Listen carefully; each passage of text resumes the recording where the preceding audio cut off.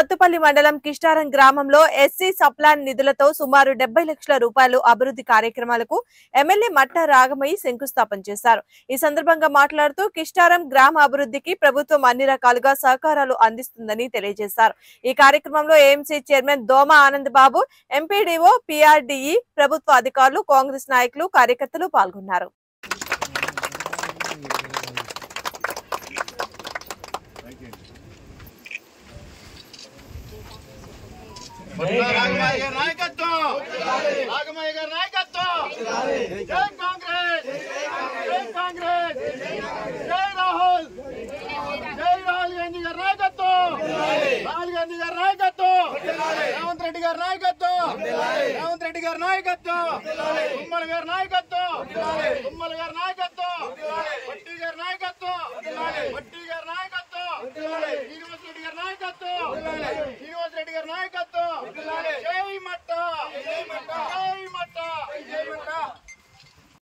నమస్కారాలు. ఈరోజు కిష్టారానికి ఒక్కొక్కటి చేసుకుంటూ వస్తున్నాం, ముందడుగు వేస్తున్నాం. మరీ నిర్లక్ష్యం చేయట్లేదు. అప్పారావు గారు చెప్పినట్టు మీరు అట్లా అనుకోవద్దు.